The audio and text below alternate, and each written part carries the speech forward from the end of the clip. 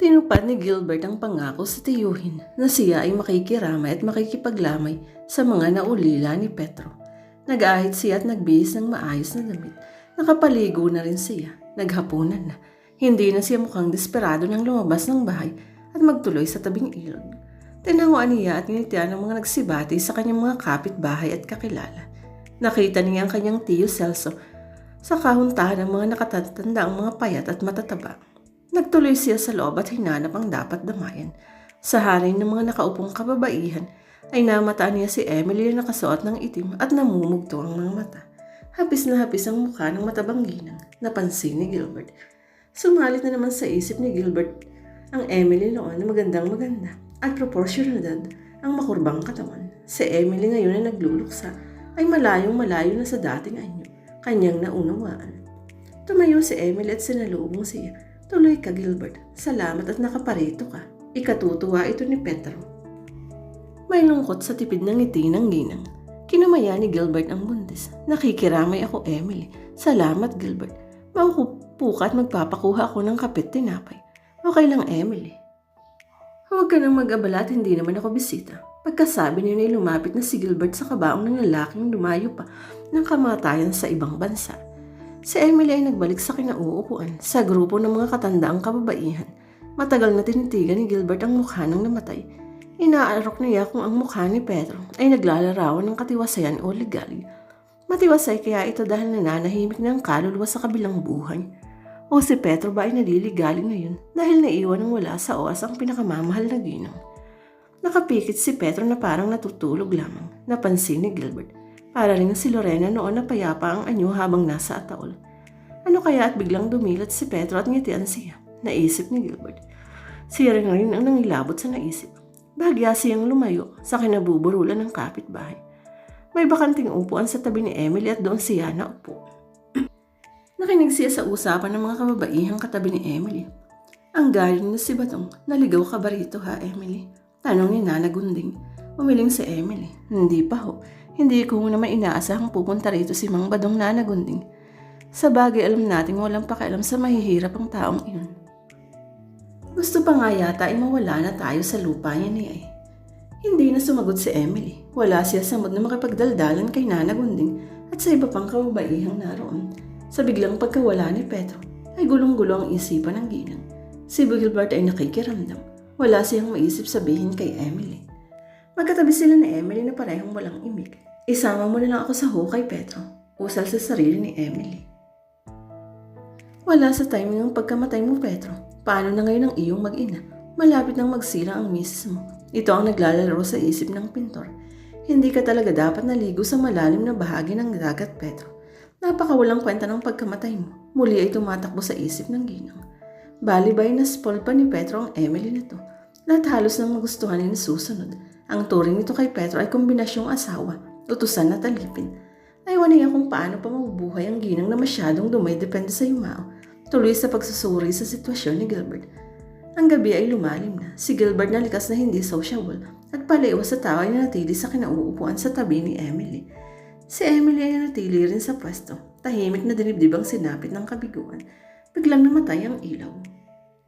Ang brownout ay naganap sa hindi inaasahang oras. Nagtilian ng mga babae kasama si Emily. Ang kamay ng buntis ay naghanap ng makakapitan. Nakahagilap naman ang kapwa kamay. Kahit paano ay naibsan ng takot ni Emily. Nag-utos agad ito. Hinday magsindi ka ng kandila. Sumagot ang katulong. Oho, Ate Emily, sandali ho. Lumunok ang ginang. Napansin niyang matipuno ang kamay na kadawpalog. Sino ito? Mahina niyang tanong. Ako, Emily, si Gilbert. Pumanatag ka, huwag kang matakot. Pinisil-pisil ng pintor ang palad ng natatakot na ginang. Ang kapaligiran ay napakadilim. Walang buwan sa gabing iyon. Nang sumindi ang kandila ay bumitaw na si Emily sa palad ni Gilbert. Salamat. Kung bakit naman kasi hanggang ngayon hindi ko maiwasang matakot sa dilim. Nahihiyang tumingin sa binatang pintor sa Emily. Wala yun, Emily. Normal lang natakot sa dilim ang mga babae. Nakatingiting tubo ni Gilbert. Alam mo bang unang pumasok sa isip ko kanina na si Petro ang kahawak kamay ko? Sabi ni Emily. Napalunok si Gilbert. Tulad na ay malikot din pala ang guni-guni ng buntis na ginang. Nananahimik na ang iyong asawa, Emily. Sabi niya kay Emily. Kay lambot ng palad ni Emily. Naisip ni Gilbert kasi walang ginagawa. Nauunawaan niya. Pasang prinsesang laging pinagsisilbihan ang tamad na ginang.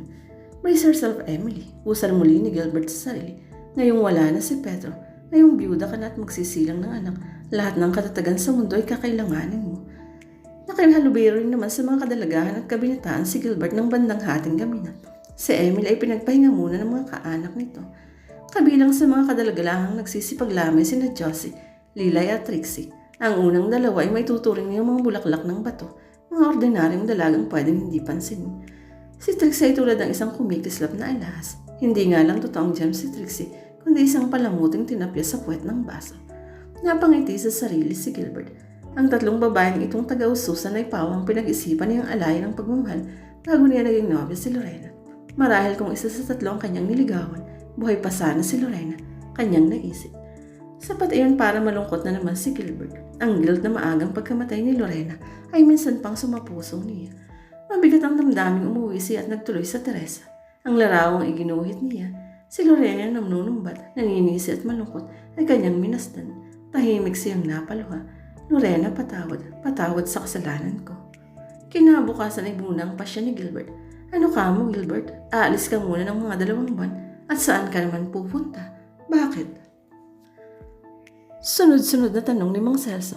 Tayong gusto ko lang hong umiba muna ng kapaligiran. Sinisikap ko hong takasan ng alaala ni Lorena. Dito ay lagi kong naaalala si Lorena. Paano mo hindi maaalala ay gumawa ka pa ng painting ni Lorena na mukhang nanunumbat?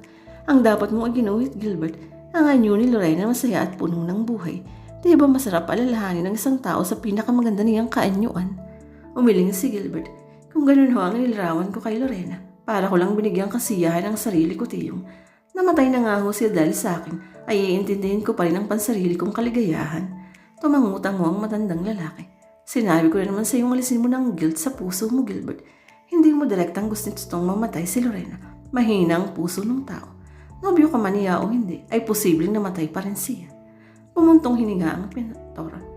Anyway ho, gusto ko talagang umibunan ng lugar. Babalik pa naman ho ako, tiyong. Alam niyo naman kayo na ang tinuturing kong pamilya. Saan ka nga pupunta, iho? Sa bahay bakasyunan ho ng kaibigan kong artist sa Bulacan. Hindi ka na pala makakadalo sa libing ni Pedro. Ipagdadasal ko na lang ho siya. Makakaunawa ho si Pedro, tiyong.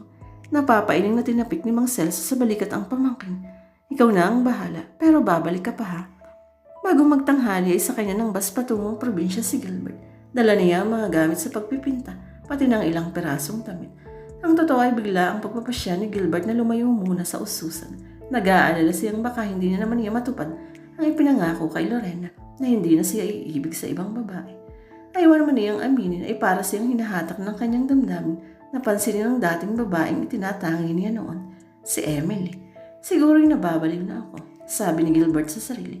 Bakit ayaw maalis sa utak ko ang matabang iyon na ubod pa ng tamad? Bakit pati malambot niyong palad ay parang kinasasabikan kong hawakan muli? Bakit may kasiyahan akong nadama kagabi habang katabi ko sa lamayan si Emily? Jesus, I must be nuts. Siya nga mismo ay natakot sa kanyang sarili, kaya biglang-bigla ay ipinasya niyang lisanin ang ususan. Kalokohang malaki na sundin niya ang damdamin na ibigin ng babaeng walang dahilang mahalin. Tamad na mataba, buntis na pala sa kapwa, babaeng sa kakakain ay lumobo ang katawan at hindi na magkasya sa entrada 1:30. Gago lang ang lalaking iibig pa kay Emily, sabi pa ni Gilbert sa sarili. Hindi siya gago. At hindi niya sisirain ang pangako sa kaluluwa ni Lorena dahil lang sa isang walang kwentang tao. Usal pa niya. Ang libing ni Pedro ay danilahan ng marami. Sa mahabang daan inilabas ang ataol nito at saka isinakay sa karo ng punerarya. Si Emily na nakaputing kasuotan ay nilalayan ni Inday at ng iba pang kapitbahay na babae at mga kamag-anak. Si Mang Celso ay kasama sa iba pang tagapagtabing ilog na bumuhat sa kabaong. Si Mang Badong na hindi man lang sumilip sa lamay ni Pedro ay hindi nakipaglibing. Pero ang asawa at 2 anak ng binata nito ay sumama at nakaramay kay Emily hanggang libingan. May rayuma si Badong Emily. Pasensya ka na sa di niya pagdalo.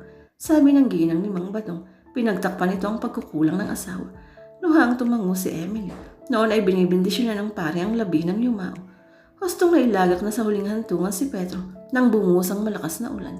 Gabi na nang makabalik sa tirahan sa tabing ilog sina Emily at Inday. Para namang sinadya. Brown out sa kanilang lugar. Hindi na itago ni Inday ang takot. Ate Emily, baka nasa loob ang kaluluwa ni Kuya Pedro. Makakalabitin ako. Kinalaban ni Emily ang nadarama ring takot. Magtigil ka nga riyan, Inday. Alam ni Petro na matatakotin tayo sa dilim.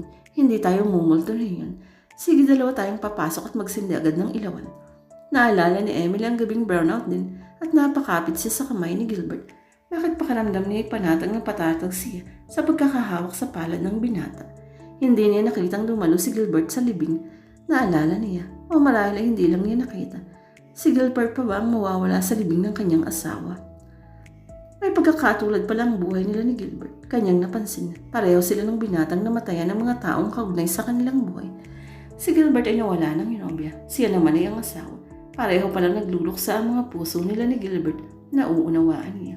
Ate Emily, wala na po tayong bigas. Si Inday ay matamlay na nagbabalita sa amo. Walang bigas. Rumestro iyon sa utak ni Emily. Bukas makalawa ay mawawala na sila ng mantika, sabon, patis, toothpaste at kung ano-ano pa. Wala na si Petro. Wala na rin panggagalingan ng kanilang ikabubuhay. Yumanan na ganyan kay Emily ang katotohanan iyon.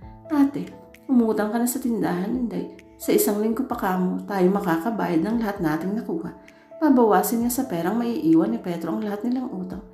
Mulang mga ibang bansa si Petro ay kumukuha muna sila ng kailangan sa sari-sari store ni Aling Maria sa labasan.